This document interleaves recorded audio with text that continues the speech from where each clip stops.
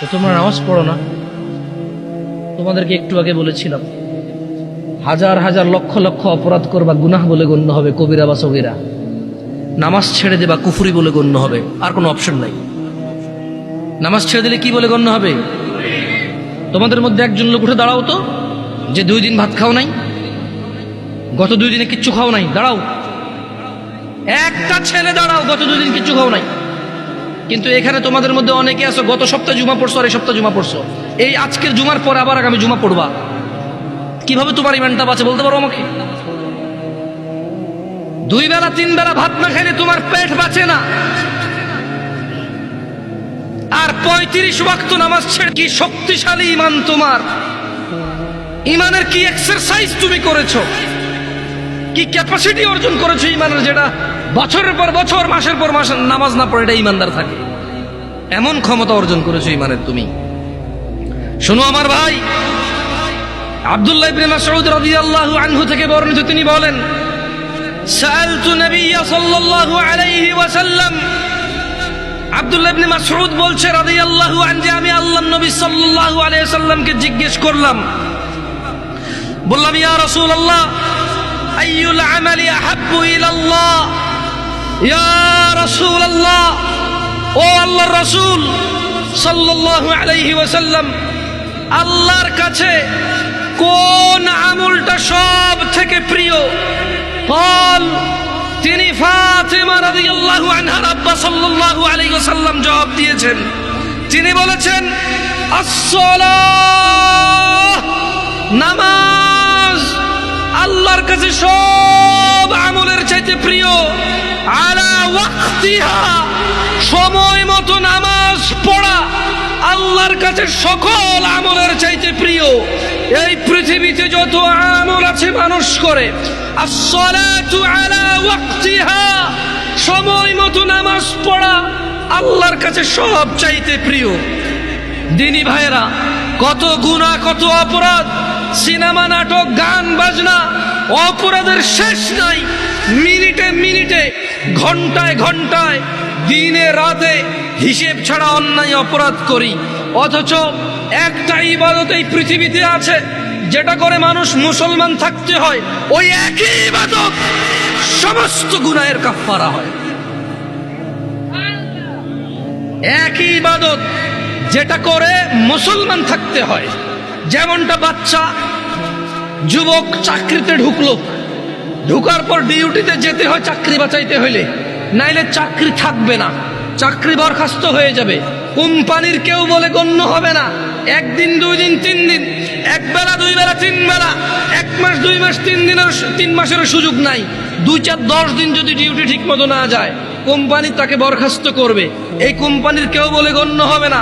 Bonus তো দূরের কথা, বেতন থাকবে না, বেতন তো দূরের কথা, চাকরি থাকবে না, চাকরি তো দূরের কথা, লাঞ্ছিত, বদনাম হবে, ডিউটি ফাঁকি দেয়, চোর বলে গণ্য হবে। নামাজ একই রকম ইবাদত। কোন মানুষ যদি নিজেকে মুসলমান দাবি করে, সে প্রতিদিন 5 বার প্রমাণ করতে হবে সে মুসলমান, আদারওয়াইজ তার মুসলমানি তো টিকবে না। এ পৃথিবীতে আর দ্বিতীয় কোন ইবাদতের হুকুম নাই যেটা মানে মুসলমানিত্ব বহন করে। দাড়ি কাটলে গুনাহ, কেউ যদি বলে যে দাড়ি কাটলে সমস্যা নাই, গুনাহ নাই, তখন যায় সে কুফরি করবে, আদারওয়াইজ কুফরি হবে না, তার গুনাহ হবে। মদখোর গুনাহ করে, জেনাখোর গুনাহ করে, মিথ্যাবাদী গুনাহ করে, মারামারি করা লোক গুনাহ করে, অন্যায় অবিচার করা লোক গুনাহ করে, নামাজ যে ত্যাগ করে সে কুফরি করে। পার্থক্য আছে। এই তোমাদেরকে একটা কথা বলি, তোমার আব্বা তোমাকে পছন্দ করে না কেন? তুমি রাত দিন 24 ঘন্টা খেলাধুলা নিয়ে ব্যস্ত, স্কুল কলেজে যাও না। আচ্ছা, এরপর তুমি বাপের সাথে ঝামেলা করো, বাপের কথা শোনো না, তোমার চুল কাটা তোমার বাপকে কষ্ট দেয়, কারণ তোমার বাপকে মানুষ বলে যে ইয়াইও আমরা হুলাইকে তো এত কিছু কঠিন হারেন না। তোমার বাপ কষ্ট পায় এটা শুনে। তোমাকে তোমার মাকে বলে তোর হোলারে বুঝাইতে আর উৎসাহ, তোর হোলারই হোলা আয়, কিন্তু যেদিন দড়ি ভেতরে শেষ করিলেন ফিরি, তোমার মাকে বলে তুই তোকারি করে, বলে তোমার কারণে। আমি বলছি না তোমার আব্বা এটা ন্যায় করে, কিন্তু তোমার কারণে তোমার আব্বা তোমার আম্মাকে বলে তোর মতো মহিলার বিয়ে করে আমার জীবন শেষ রে হোলান্ডি মানুষ করতে পারস না। আমি বিদেশ গেছি, শহরে গেছি কাজে, আমি কি দেশে থাকলে তোদের মুখে অন্ন উঠবে? এই যে ছেলে পেলে জামা কাপড় পরে ঘুরে ঘুরে বেড়ায়, আমি আমার যৌবনটাকে বিসর্জন করেছি বলে তো পারে। তোর মতো মহিলা বিয়ে করে আমার জীবন শেষে আমার ফলান্টি মানুষ হলো। তোমার মাকে রাত দিন 24 ঘন্টা করে। আচ্ছা বলো, তোমার মায়ের দোষটা কোথায়? তুমি কি তোমার মার কথা শোনো? বলো, তুমি তোমার মার কথা শোনো?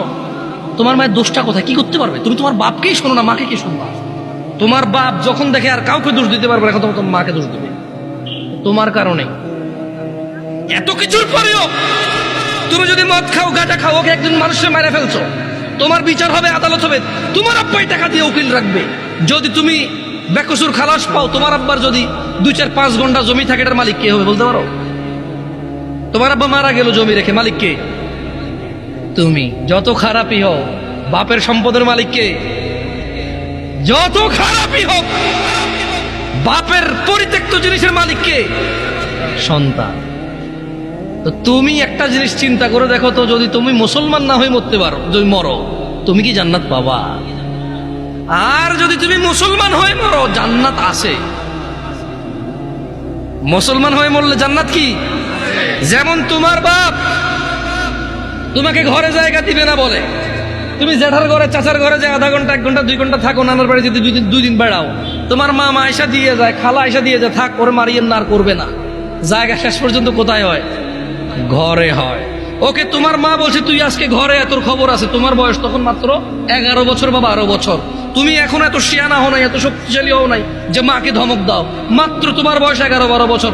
কোন একটা অন্যায় করেছো, তোমার মা বলছে তুই আজকে ঘরে আয়। তুমি কি করছো? এসার পর হয়ে গেছে, দোকানের সামনে ঘোরাঘুরি করতেছ। তোমার চাচা বলতেছে কি রে, 8টা বাজে রাতে তুই আজকে এখনো ঘরে যাস নাই? চাচা বুঝতে পারছে আজকে খবর আছে, কিছু একটা করছো। 8টা-9টার পরে যায় দেখে যে তোমার মাই তোমারে খুঁজতেছে। এরকম হয় না? তোমার মায় তোমারে খুঁজতেছে যে আমগো আব্দুর রহিমের দেখছেন নিও কিল্লাই, আরে এতরে কছিলাম আজকে ঘরে এলাতে, ওলাটা তো আমার জীবনটা শেষ করে দিচ্ছে, এই সেই হ্যান তুমি যা যা করছো বলছে। বলার পরে তোমার মায় কিন্তু তোমারে, যখন এখনকার কথা বলছি না, তোমার মায়ে তোমাকে চেরাগ নিয়ে চেরাগের যুগে খুঁজছে, হারিকেন নিয়ে হারিকেনের যুগে খুঁজছে, এখন মোবাইলের ফ্ল্যাশ লাইট দিয়ে তোমাকে খোঁজে। তোমার মা খোঁজে না? দেখছো, তোমার মায়ের সন্তান তুমি, অন্যায় করছো বলছে ঘরে জায়গা দিবে না, 2টা শলা দিয়ে বাড়িও দিছে, কিন্তু আবার মাই রান্না করে খাওয়াইছে। আবার মাই ওই মায়ের দাগের মধ্যে মাই তেল মালিশ করে দিছে। মুসলমান হয়ে মরো ভাই।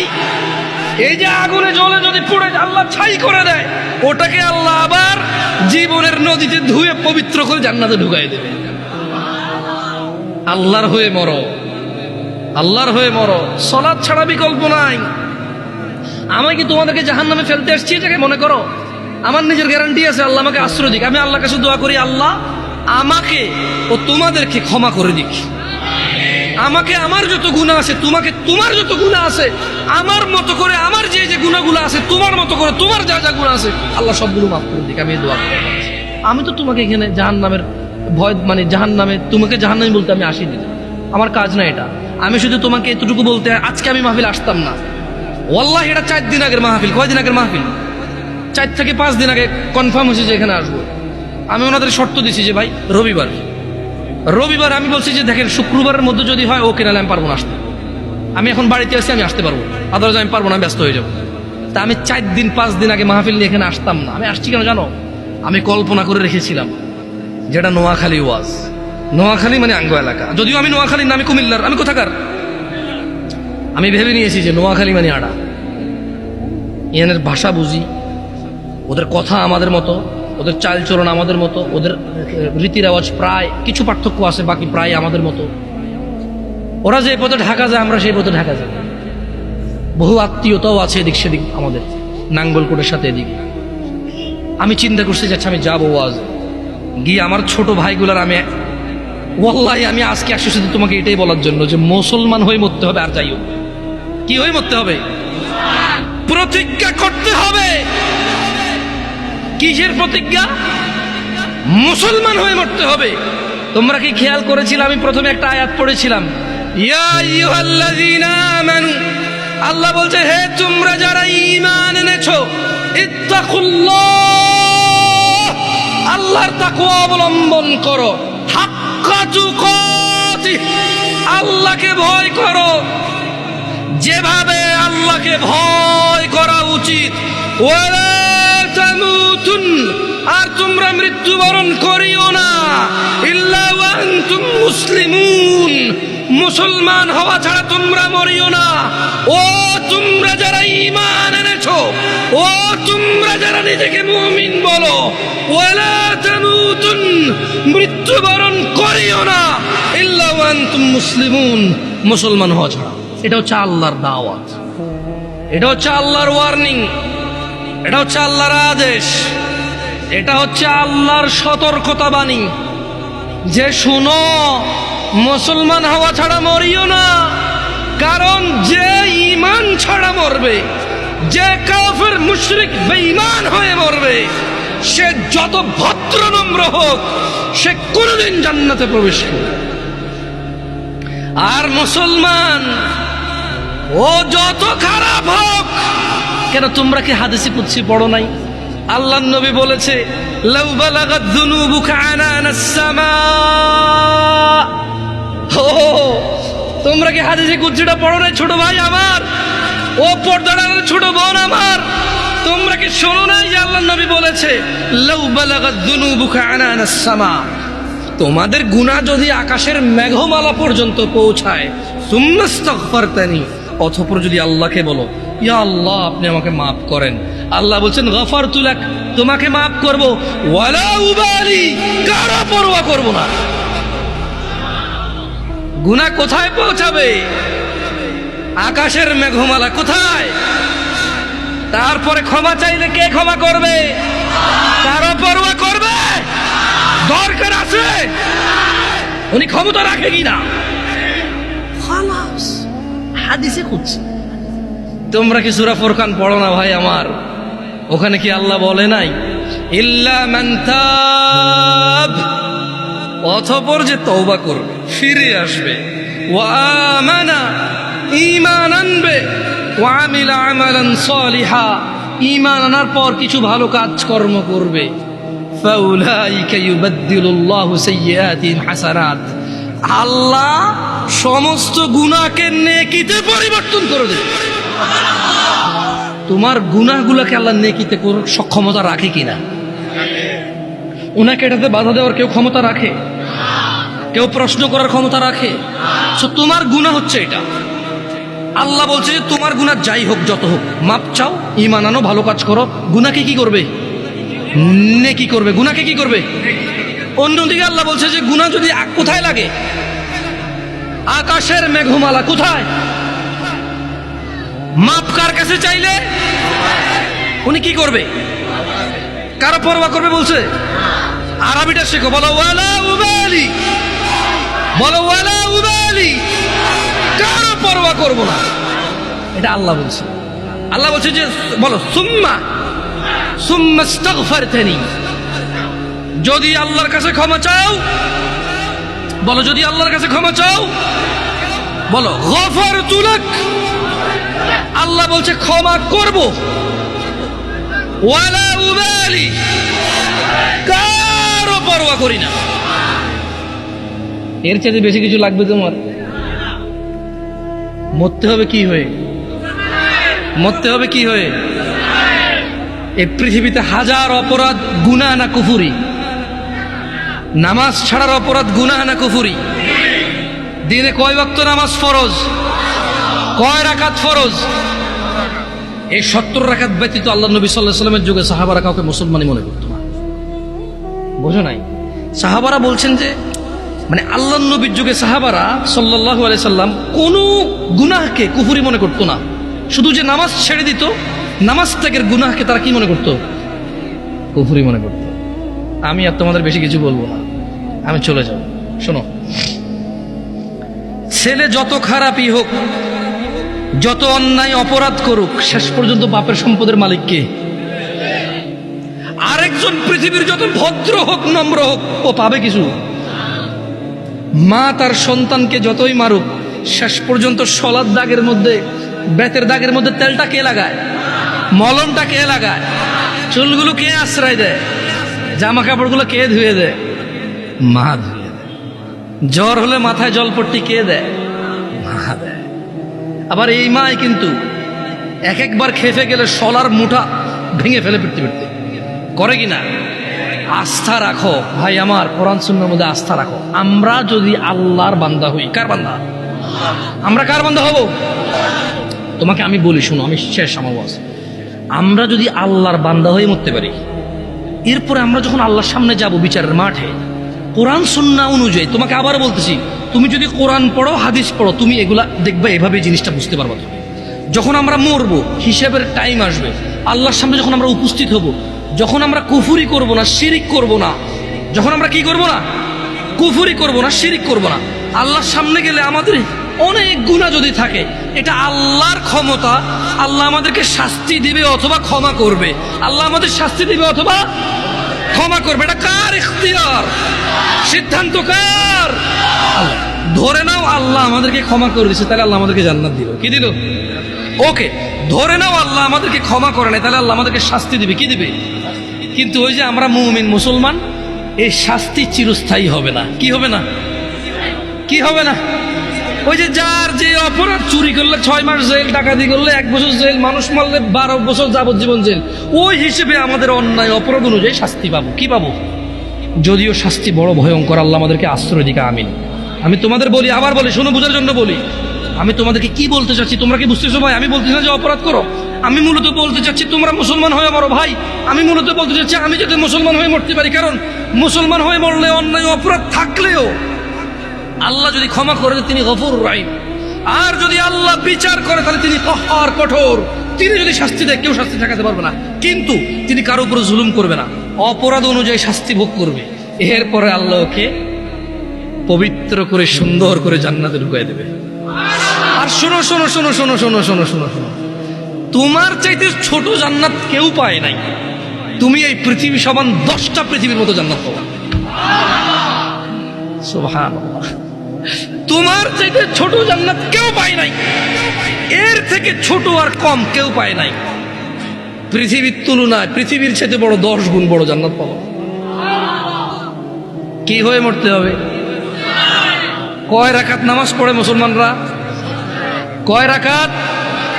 17 রাকাত। যাও, আরো 2-1 মিনিট বলবো নাকি? আচ্ছা, 2 মিনিট বললে তোমাদেরকে একটা জিনিস বলে চলে যায়। দাঁড়াও দাঁড়াও দাঁড়াও দাঁড়াও, আমি দেখেই বলি, বুঝছো, যাতে ভুল না হয় আমার। হ্যাঁ, এতক্ষণ তো আমি বলছি না তোমাদেরকে যে অনেক অপরাধ হচ্ছে গুনাহ, নামাজ ছেড়ে দিলে হয়ে যায় কুফরি। এটা তো আমি বাংলাতে বলছি না? আসো এবার হাদিসের ভাষায় বলি, কেমন? মনোযোগ দিয়ে শোনো, দেখো তোমার কাজে আসে কিনা।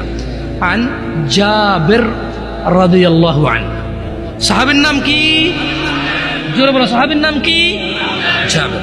তো জাবের রাদিয়াল্লাহু আনহু বলছে যে সামি'তু নবী সাল্লাল্লাহু আলাইহি ওয়াসাল্লাম, জাবের রাদিয়াল্লাহু আনহু বলছে যে আমি আল্লাহ নবী সাল্লাল্লাহু আলাইহি ওয়াসাল্লামকে বলতে শুনেছি, ইন্না বাইনার রাজুলি ওয়া বাইনাশ শিরকি ওয়াল কুফরি তারকুস সালাহ।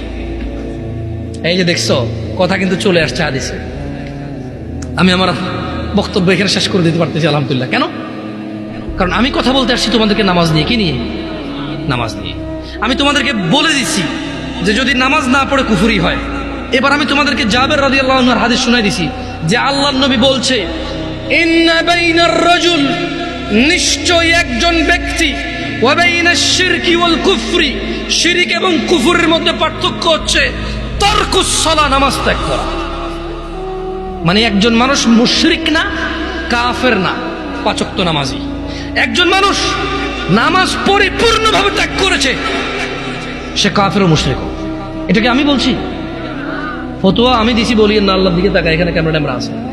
জাবের রাদিয়াল্লাহু আনহু বলছে যে উনি শুনছে আল্লাহ নবী বলছে যে ব্যক্তি কাফের আর মুশরিকের মধ্যে পার্থক্য হচ্ছে কি? সালাত। আমরা কি মুসলমান হয়ে মৃত্যুবরণ করতে চাই? দিনে কয় রাকাত নামাজ? ফজরে কয় রাকাত? জোহর, আসর, মাগরিব, ঈশা, এগুলো ছাড়া কেউ মুসলমান থাকা সম্ভব? আমরা মুসলমান কিনা?